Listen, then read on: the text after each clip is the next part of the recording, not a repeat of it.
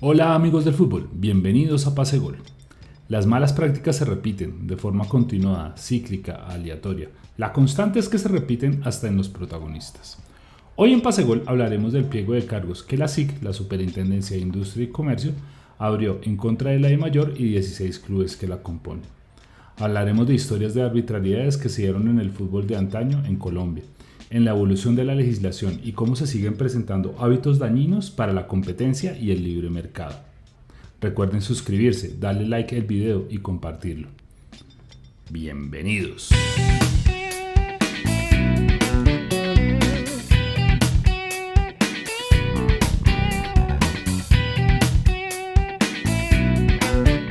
Como todo, en todos los lugares tiene una historia.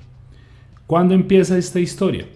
Antes de la Revolución Bosman en Europa en 1995 y la Ley del Deporte en Colombia en 1997, los jugadores de fútbol, así no tuvieran contrato con un club, si continuaban inscritos por este club no podían jugar. Tenían frenada su libertad. Ese fue el caso de Nelson Gallego, un goleador antioqueño. Nelson Gallego es famoso en este momento porque formó a Cuadrado, a Muriel y a muchos otros jugadores que están en la selección Colombia. Pero cuando fue jugador, Nelson Gallego quedó parado 16 meses sin cobrar sueldo, porque Gabriel Camargo no lo dejaba jugar. ¿Y cuál fue el pecado de Nelson Gallego? Pelear por sus derechos. Quería tener una salud, una pensión, y el dirigente boyacense, dueño del Tolima, no se los quiso pagar. Hasta que el Junior llegó y salvó su situación en 1981, pero duró más de 16 meses parado sin saber lo que era un sueldo. Otra práctica muy habitual de los clubes colombianos era que en los años 60 y 70 y mediados de los 80 no pagaban pensión ni pagaban salud, cotización a la pensión ni cotización a la salud. Astolfo Romero, Batato Castro, Vilarete, Willington Ortiz fueron víctimas de esto.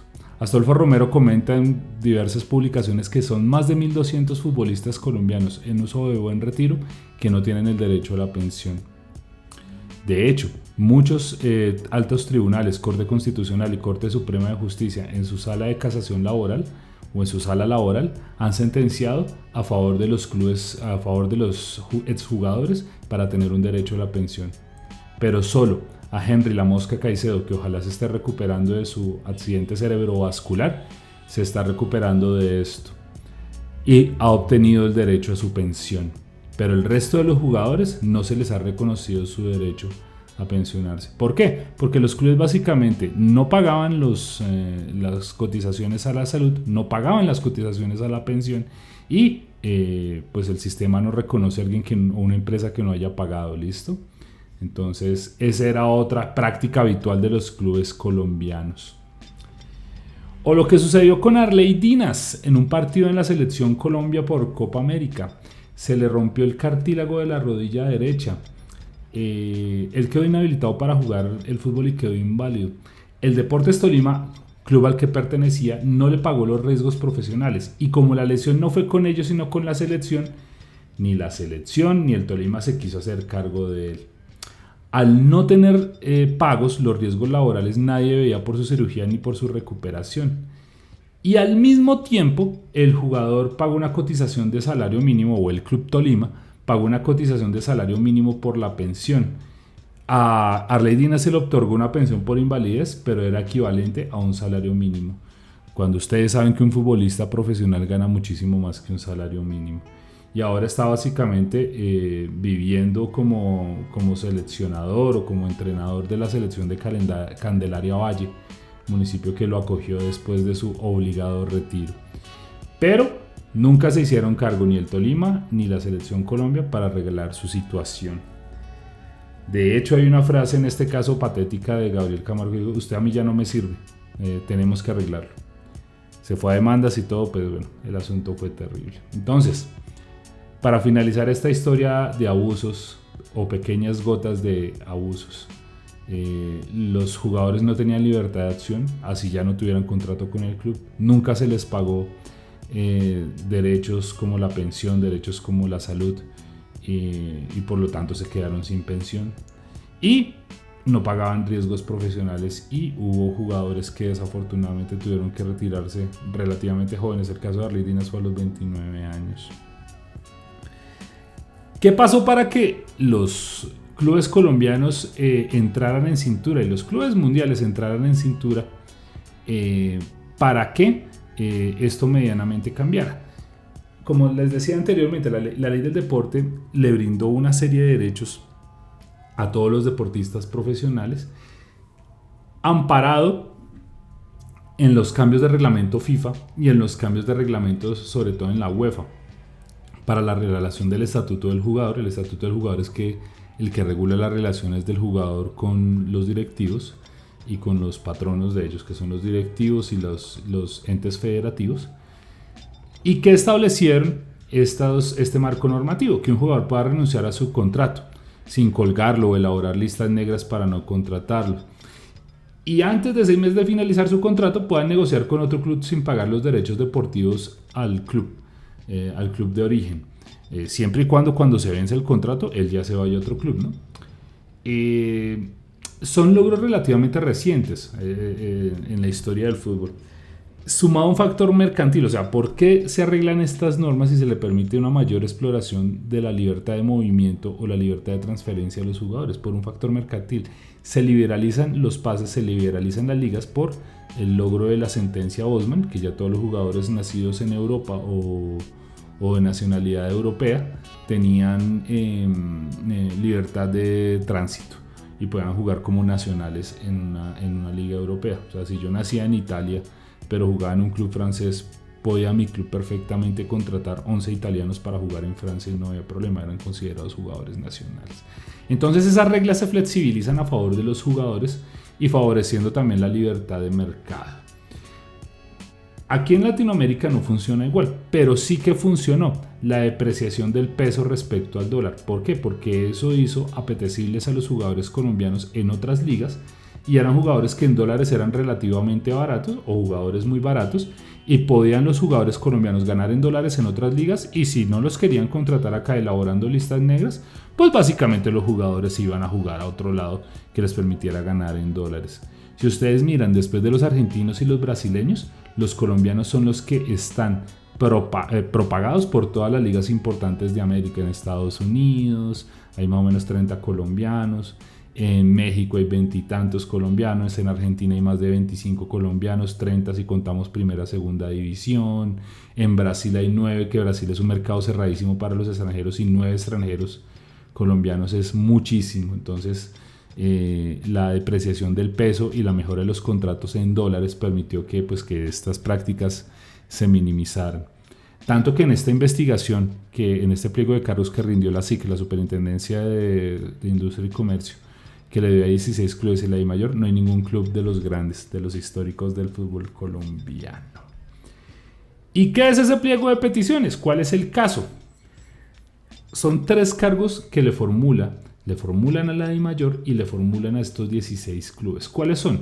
Hay contratos laborales de esos futbolistas que traen cláusulas que podrían violar la competencia.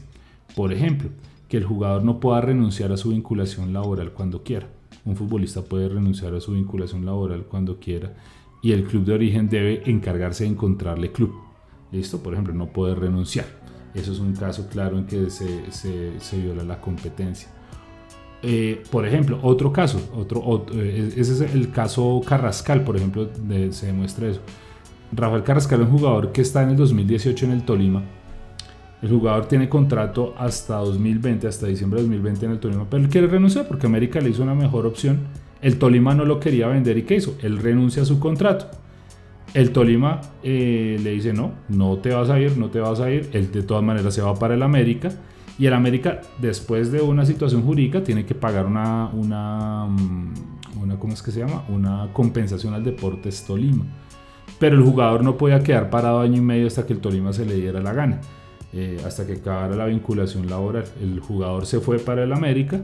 El América, después de una confrontación o un desacuerdo con el Tolima, los dirigentes del América tuvieron que pagarle al Deportes Tolima una suma muy inferior a la que pedía el Tolima. El Tolima pedía $1,5 millones y terminó pagando 480 millones de pesos. Hay una diferencia brutal en esas cifras, y el jugador se fue, pero en el contrato de Carrascal que no podía renunciar hasta que no se le acabara el contrato.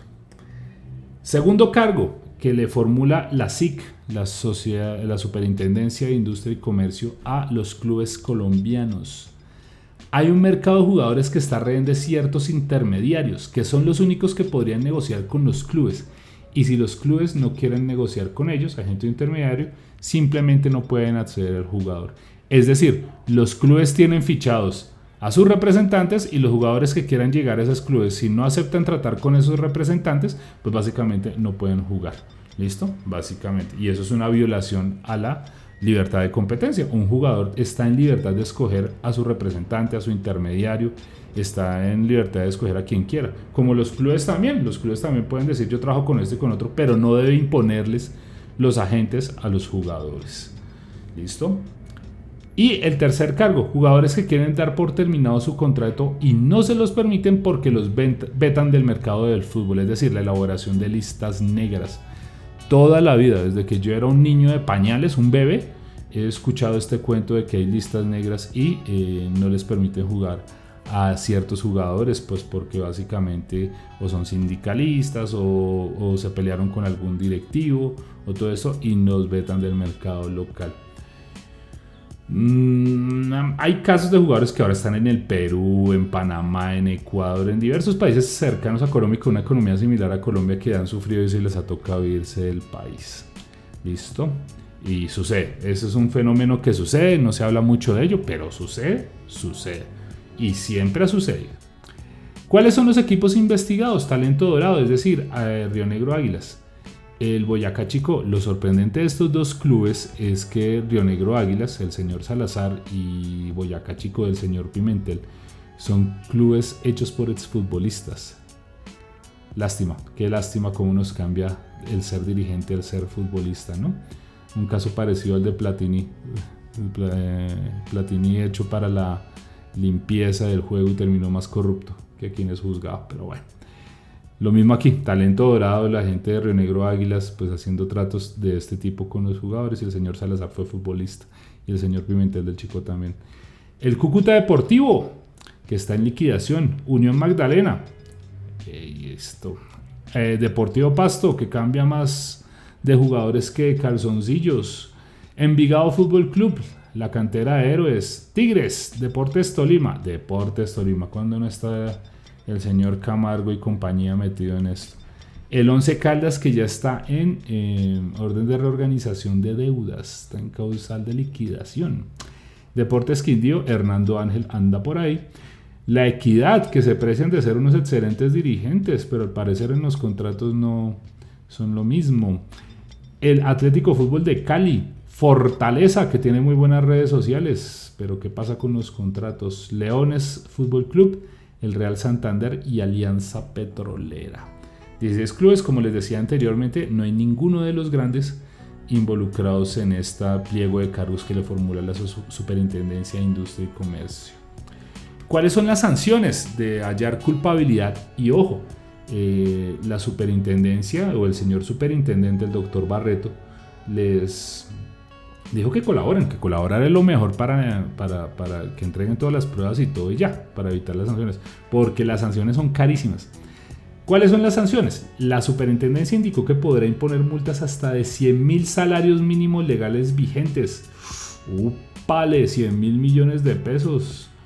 Por cada infracción al régimen de libre competencia y hasta 2.000 salarios mínimos legales vigentes por cada infracción a quienes colaboren, faciliten, autoricen o ejecuten o toleren las conductas anticompetitivas. Les voy a contar una cosa. A cada equipo en Colombia, más o menos de la A, le está llegando $1 millón anuales de su principal fuente de recursos, que es Win Sports. Así que si deciden colaborar les quitan $500,000 nomás. Así con la relación peso-dólar, 2.000 salarios mínimos legales vigentes son 2.000 millones de pesos. 4.000 millones de pesos un dólar. Entonces que les quiten la mitad del presupuesto, prefiero eso, porque si son 100.000 millones de pesos, pues tiene que desaparecer un equipo. Los equipos que están acá investigados, ninguno vale 100.000 millones de pesos. Entonces, ahí están, señores clubes investigados. Colaboren, porque la cosa es complicada. Y hagan bien contratos, sean legales. Bueno, para finalizar, Ya hay antecedentes de sanción por parte de la Superintendencia de Industria y Comercio. Recuerden la multa por la reventa de boletas a la Federación Colombiana de Fútbol, una multa de 16.000 millones de pesos. Así que la cosa parece ir en serio. Y si hay un antecedente juzgado, fallado, pues los clubes deben estar atentos a brindar información y colaborar. Y la DIMAYOR también, ¿no? La DIMAYOR hace parte de eso, pero no la dirigencia ahorita de Jaramillo. Quiero hacer claridad, sino la dirigencia que había sido encabezada por el señor Vélez y por el señor Perdomo, el huilense Perdomo. La segunda cuestión que hay que analizar muy claramente y con mucho sigilo es que este gobierno está con la zanahoria y el garrote porque tiene muchas ganas de influir en el fútbol colombiano. La zanahoria Corfe ofreció por medio del Ministerio del Deporte 3.000 millones de pesos en patrocinio, siempre y cuando se fundaran las categorías C y se ampliara el fútbol femenino. Al parecer el regalo con responsabilidades no les gusta a los dirigentes de la DIMAYOR. Y el garrote es esta investigación, que llega como un mecanismo de presión para intervenir en el fútbol o castigar porque el gobierno no puede intervenir en un negocio privado, según la Federación de Fútbol, la DIMAYOR, que obviamente están apoyados por FIFA. Lo más triste del asunto es que se consolida una vieja costumbre del fútbol colombiano y su dirigencia, saltarse las reglas a su acomodo, cuando están hechas en consenso para que todos los actores que están en el proceso, jugadores, entrenadores, directivos, prensa, deben cumplirlas y no cuentagotas y cuando nos conviene. Con esta información, con este análisis los dejo. No olviden suscribirse. Un abrazo de Pase Gol.